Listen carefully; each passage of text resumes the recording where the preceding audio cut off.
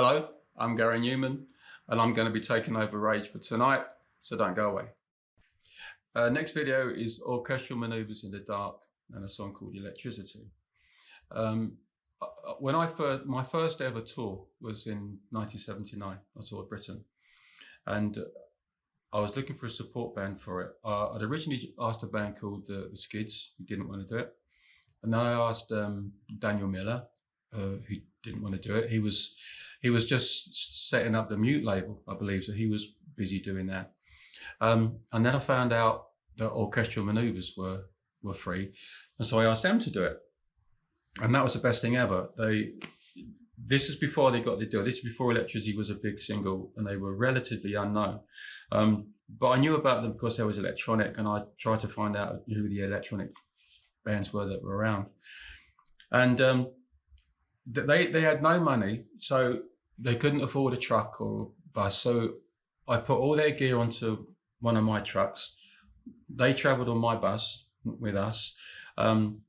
We got them hotel rooms, and my mum used to iron their shirts every night because my mum used to come with us and look after me, mum and dad. My dad was my manager, and it was great. It was such a lovely atmosphere, and them being with us and then being part of it really made a difference. It was so together, and then after that tour they got a deal with Disc or Virgin or something, and they become massive, and it was amazing for me. I felt really proud of being involved in that again, same as Simple Minds, and in how they've gone on to much better things. And many years later, actually, they were doing arena tours, and my career was nowhere.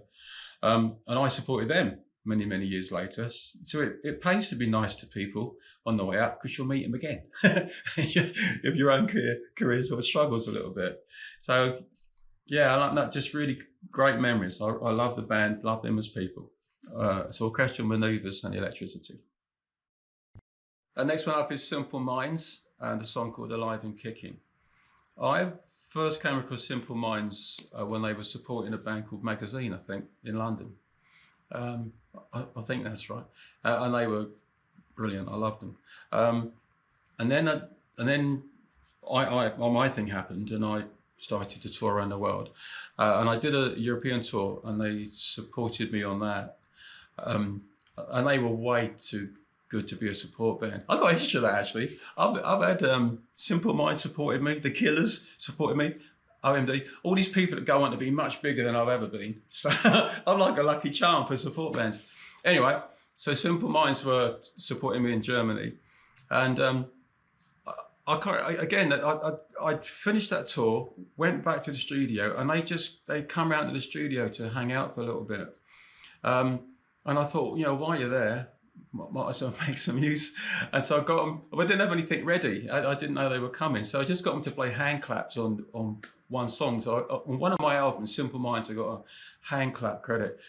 But I've always followed them, and I've always loved what they do, and I've always felt that sort of slight connection, because I was around them when it all started, when they just took off and went ballistic. I was always proud of what they did. I thought it was amazing. Anyway, yeah, Simple Minds and Alive and Kicking. This is Depeche Mode and Walking in My Shoes. This is hugely important to me, this song. Possibly the most important song of all for me. In '92, when my career was rubbish, really, I thought I was finished. My whole reasons for writing songs, it had all gone horribly wrong. My songwriting was terrible. Looked rubbish. It's rubbish. Everything was rubbish. And I thought I was over. I didn't have a record deal. Didn't think I'd ever get one again. And it was just really horrible. Just a really horrible time. And it was so bad that it made me stop and rethink everything. Why I was doing it. Did I want to do it? Everything about what I'd done and my future was all in doubt. And then I heard Songs of Faith and Devotion, the Depeche Mode album that Walking in My Shoes comes from, and Walking in My Shoes in particular. And now I thought back then that Walking in My Shoes was about somebody in my position, somebody that had been successful, then it had all gone wrong, and then you were, you know, possibly over. And it really resonated with me. It turned out it wasn't about that at all, but I thought it was. And so when I listened to it, everything that it was saying, it just made sense to me, you know, oh, it's about me almost. But it made me, I loved it. I absolutely loved it. And I loved the whole album. And it really helped me reshape my own music and my own reasons for doing it. The album I made after that was called Sacrifice, much heavier, much darker, hugely influenced by songs of faith and devotion. And Alan Wilder in particular, who's not in Depeche Mode anymore, but was a huge driving force to create that heavier, darker sound that they had. Alan's a really good friend of mine as well now, so I've been able to say to him face to face, you know, without what you've done, without the work that you've done on Walking in My Shoes and that whole album, I was done for. You know, that gave me the drive. I fell in love with music again. I wanted to write songs again about something more interesting and different than what I'd done before. It completely engineered the reinvention that saved my career and allowed me to keep going. And, you know, so here I am now. But that particular song, Walking in My Shoes, that was the one. That was the one. So I look back on my career, the saving of my career, right back to that song. Massively important to me, massively. And without that song, I very much doubt that I'd be here talking about this. I very much doubt that I'd been making music for the last 25 years or more, whatever. So, most important song to me that I'm going to play. This is Depeche Mode and Walking in My Shoes. Next video is T.REX and Children of the Revolution. I could have chosen any T.REX video, to be truthful. I love T.REX. When I was a teenager, the first band that I ever really got into that made me feel that music was the career for me was T.REX. First one was Ride a White Swan, I think, but whatever. And it wasn't so much, it wasn't a musical thing. It was a lifestyle thing. You know, he had a Rolls Royce, and it just looked like he was having the best life ever. And I thought, that's for me. I'd like that sort of life, please. And then it was, you know, being in a band and touring the world and all the excitement and everything that comes with it. It just looks so unbelievably appealing when you're at school. You know, and the school are trying to make you become an accountant or a doctor or something like that. And then you got this person who's living that sort of life, and you just think, oh, yeah, that one. I love that one, please. So that was it. T.REX and music was going to be my life. It changed everything for me. So this is it, Children of the Revolution. I was a massive David Bowie fan when I was a teenager. He was, after I got through my T.REX period and moved into David Bowie, just amazing. A huge part of my childhood and teenage years, really. Went to see him countless times. I got in a newspaper once, actually. There was he played a show at Wembley in London, where I am next April, and there was we started a small riot, and we went over the front of the balcony and down to the stage, and you know, it was all quite chaotic, but to get down to the front, you know, and then I had one of those little green glow light things, and I threw it at him, hit him about there, and he bent down, picked it up, and was dancing to Genie with my little green glow light in his hand. Can you imagine?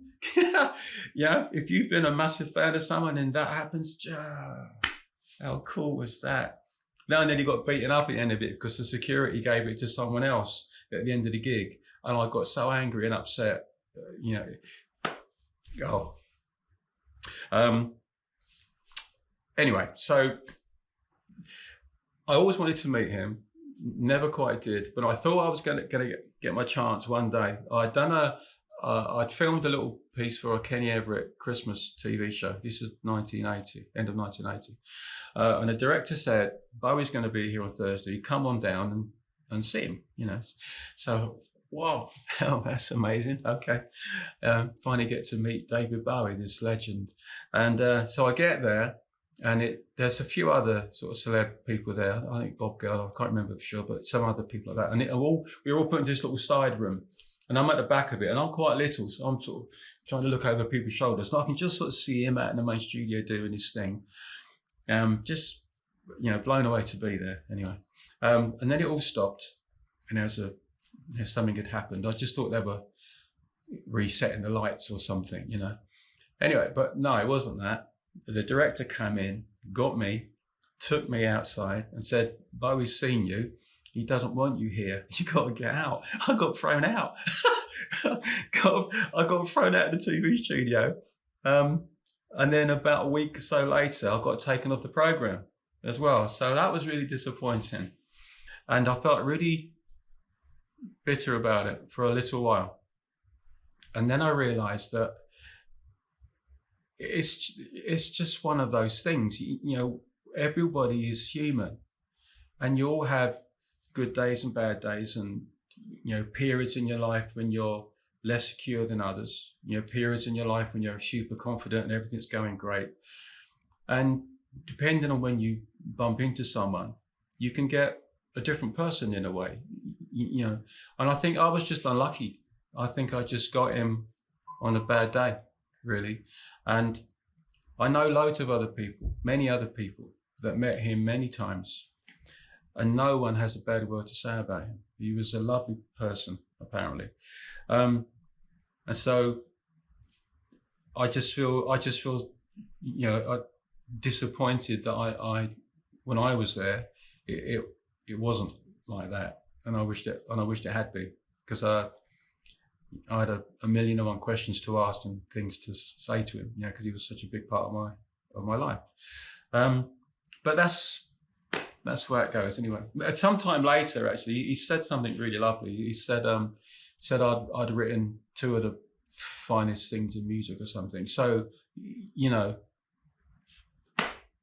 made up for taking me off the program. So there was never any hard feelings, never any bitterness, you know, more than a week or two. Huge admirer of his. Very sad when he died. Huge loss. And I think Genie is one of the greatest songs ever.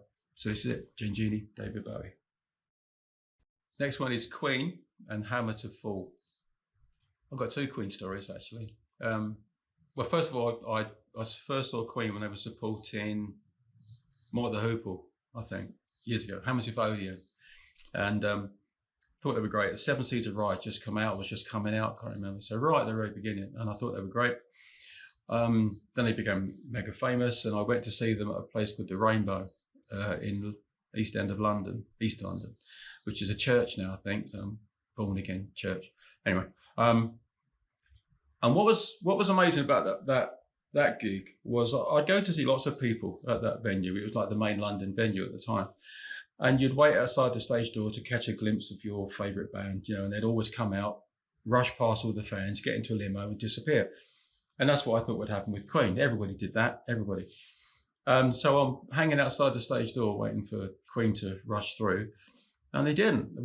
A man came down and invited everybody in, everyone that was out there, all up to their dressing room, where they chatted to everybody, signed everything, and were just so lovely and treated fans like human beings, not like a nuisance, you know, in between you and the party they were speeding off to. And it was a massive lesson for me. I just thought, what a fantastic way to be. And it made you feel stronger towards them. It created loyalty and appreciation. And it was just an amazing thing to do. And nobody else did it. And I never forgot that. They actually signed a £5 note for me because it was all I had, because I hadn't expected to get in to see them. And I had to spend it to get the train back home again. So somewhere out there is a £5 note with all the Queen's autographs on it, but it's worth a fortune now. Anyway, so that was my first Queen story. And then many years later, 4 or 5 years later, I was in Tokyo, and I'd gone there to work with that band Japan. I was meant to be doing a guest spot. And between asking me to do it and me actually turning up, they'd obviously gone off the idea and So I was sort of abandoned. So I found myself roaming around Tokyo with not much to do, having been deserted by the band I was supposed to be there with. So it was all a bit weird. And then I saw a poster saying that Queen were playing at the Budokan, this big arena, that night in Tokyo. So I bought a ticket, went to the gig, went and sat in my seat, and there was all a bit of a commotion. And I couldn't figure out what the commotion was. It turned out to be me. I didn't know that I'd only done anything in Japan. You know, I hadn't had much success there. But anyway, it was me. So I got rescued by security and taken backstage, which is really cool. I'd met Roger Taylor once before on a radio thing that we'd done, drummer. But I didn't really know anybody too well. But it was great, and they sort of just adopted me. I was really young then. I was early 20s something. And it was amazing. So I got to watch the whole gig from the side of the stage, and being a Queen fan, that was the best thing ever. You know, I was really excited. And then when it was over, they went off to this big after show party thing, and they took me with them, and we end up in this little sushi restaurant. And Freddie Mercury is just being hugely entertaining, as he always was, and it was just great to be there. But I don't like sushi, so I'm just sitting down, just enjoying the moment, you know, being there. And Freddie comes over and, you know, says, "Why are you not eating?" So I said, "I don't like sushi. Don't worry about me. I'm just really blown away to be here. You know, I'm hanging out with Queen. How cool is this? You know, so you just, you know, I'm all right. I'm all right." Next thing I know, about 5 or 10 minutes later, he said to me, I said to him, "I'm going to get a McDonald's on the way home. So, you know, I'll be fine on my way back to the hotel." And 5 or 10 minutes later, his limo re-arrives, comes back again with a big bag of McDonald's in it. So he'd gone out and got me a McDonald's so I could sit in the sushi restaurant. I just thought that was really cool as well. So I got nothing but great memories about Queen. Love them, lovely people. Roger Taylor played on one of my tracks once as well. Just turn up. Roger Taylor came to see me in the studio once. Oh God, I've got really that stories. Wanted to get some chips, right? So we went down to the local chip shop, and right next to the chip shop is a nightclub, doorway to a nightclub. And a few years before I got into music, I found one of my friends with my girlfriend in a car park, and it was all horrible, you know, and I was very upset and all that. Anyway, so now I just walk into the chip shop, and the man gets thrown out of the nightclub just as I get there. Now, bear in mind, I'm with Roger Taylor from Queen, and I'm now, you know, successful. Big Aston Martin sitting behind us, and the same bloke that was with my girlfriend is now getting thrown out of a nightclub. little tiny nightclubs. So it was just the best bit of revenge ever. Didn't have to say anything. You know, just went, all right. Loved it. Anyway, and the other thing with Roger Taylor that I thought was so lovely, my brother was in a band. My brother played in a band called Accent. He was a drummer. And I went out to see him one night in a little local pub there. And Roger came along with us, and just, you know, he's just huge megastar, and just goes into this pub with me to see my brother, chats to the band, gives my brother some drumming tips, and goes home again. Just lovely. I've got so much time for them. Anyway, sorry, waffled on a bit too long. It's Queen and Hammer to Fall. 9 Inch Nails and Head Like a Hole. I was unaware of 9 Inch Nails actually when they first started, and I met my wife Gemma in 1992 when my career was at an absolute all-time low. I was pretty much dead and buried actually at the time, nearly dead and buried. It was all pretty desperate and unpleasant, and, you know, disillusioned and that. And then one day I heard her playing a song upstairs, which was just one of the best things I'd ever heard. And I went flying upstairs, and, you know, who's that? And it was Head Like a Hole. Best chorus ever, followed by an even better chorus ever. It's just the most amazing song, I think. And when you hear it live, it is just so ridiculously powerful, and it's an anthem. You know, I've got to know them really well now. It turns out that my album, Trent Reznor used to listen to my albums, Pleasure Principle and Telecon, when he was getting the 9 Inch Nails thing together. So he tells me. So And I didn't know that. When I got into the band and became a massive fan of them, I didn't know any of that. So as time went on and I found that out, it was just the best thing in the world for me. You know, to really admire somebody, to really think that they're amazing, and then to find out that you were a part of that in a way, you know, that you influenced that, was just incredible for me, and the biggest honor ever. Anyway, so I would go to see them. I got to know Trent, and in fact, when I immigrated to America, I had to get testimonials for the immigration department to say why I was worthwhile having in America. And that's some cool people, actually. Anyway, Trent Reznor was one of them. He wrote my first immigration testimonial, so that allowed me to move to America. So very grateful for that. He's not only unbelievably talented, which he is in pretty much everything that he turns his hand to, but behind all that, he's just such a cool person. He does so many things completely out of the public eye for friends, supporting them when they're in trouble. We had some problems when we first came here, and he was the first person on the phone. You know, is there anything you need? You know, just lovely. I got a huge amount of time for Trent Reznor on every level. But musically, genius, absolute genius. Raised the standard many times. Every time he does anything, it raises the standard. Just love it. Anyway, he had like a whole 9 Inch Nails. Next one up is Sneaker Pimps and a song called 6 Underground. I didn't realize at the time a man in Sneaker Pimps called Chris Corner, and he went on post Sneaker Pimps to start a band called IMX, which is still going. I'm a massive fan of IMX, actually, and they've supported me a few times, and I've done remixes for them. So, but you know, I love them. I think Chris Corner's got the most amazing voice. You know, I'd die to be able to sing like that. Anyway, I became sort of friendly with them because he did the supports, and I can't remember exactly how, but I became friends with him. And then he moved to Los Angeles, and just after I'd moved to Los Angeles, and I can't remember exactly what happened, but they ended up homeless briefly, him and his partner, and so they lived here. They came here and lived in a house about 6, 7, 8 months. I can't remember. I have a terrible memory. And we just became the best of friends, and we'd sit out in the garden every night.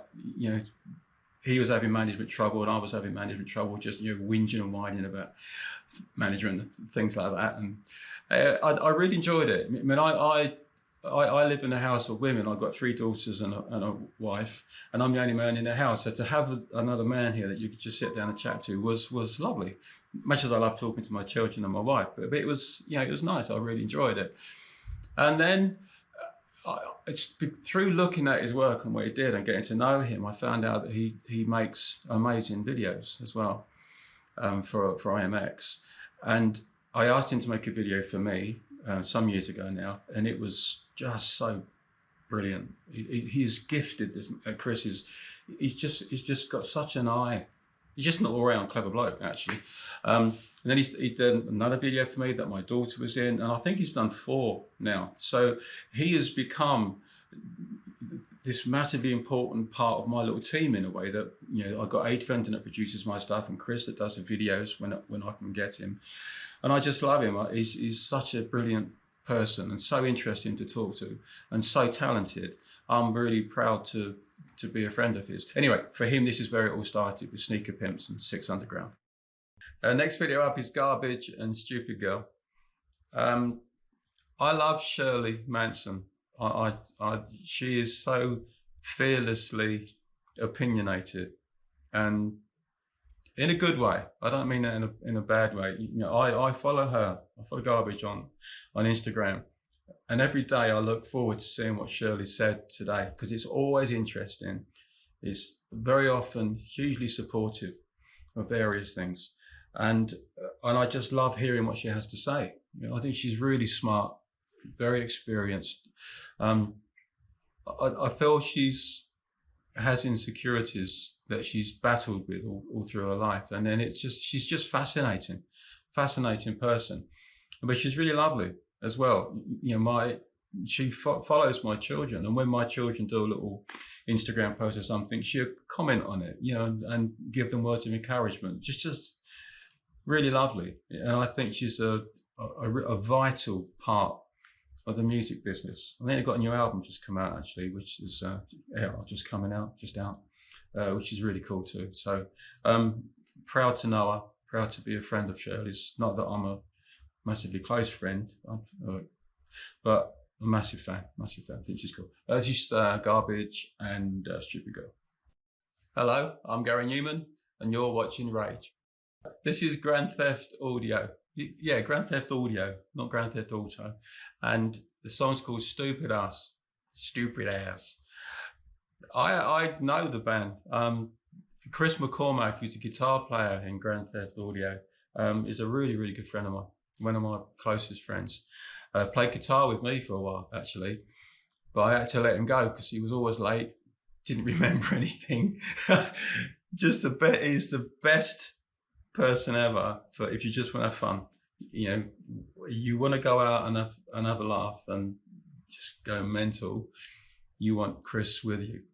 But if you want him in your band as a professional guitar player, maybe not so much. I love him though. When I only with me, like just before the pandemic, we rented a boat in Croatia, and he was on that. Mental. Anyway, so Grand Theft Audio toured with me. Where was it? The United States, I think. We did a North American tour with them. And I haven't got many stories actually about them, other than that I just thought they were brilliant, and I thought they were going to be massive because the songs are so catchy, and the front man was just so full on. You never knew it was going to end up. You know, the gig would start, and after 2 songs, he'd be up in the balcony or God knows where. You know, it's just brilliant, absolutely brilliant. And every gig was like chaos, just about to fall apart, but never quite. You know, just on the edge of just being a mess, but was always just brilliant. Yeah, loved them. They were great. One of the most fun tours I ever did, Grand Theft Audio. Anyway, I've really got many stories about that. Grand Theft Audio and Stupid Ass. Hello, you're watching Rage, and you're up late with me, Gary Newman. Anarchy in the UK. This is the next video.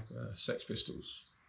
I was in a punk band. I started as a punk band. I had a band called Tube Army, and the reason for that is, to a very large degree, because of what the Sex Pistols did. I was never a big fan of punk musically, to be truthful, although I started a punk band.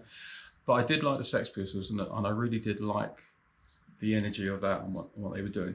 The reason it's important, and the reason why I would choose this song, or any Sex Pistols song really, is back then, when you were trying to get into the music business, it was very much as if there was this huge tall wall in front of you. There was maybe one door over there connected to a major record company, and everyone's trying to get in it, and it just seemed impossible. You know, it was just this great big barrier to get anywhere, you know, to even get your foot on the ladder. It just seemed an impossible thing. I tried, you know, I tried many times. I had one man that threw my tape out the door and told me to F off after it. Not a fan, obviously.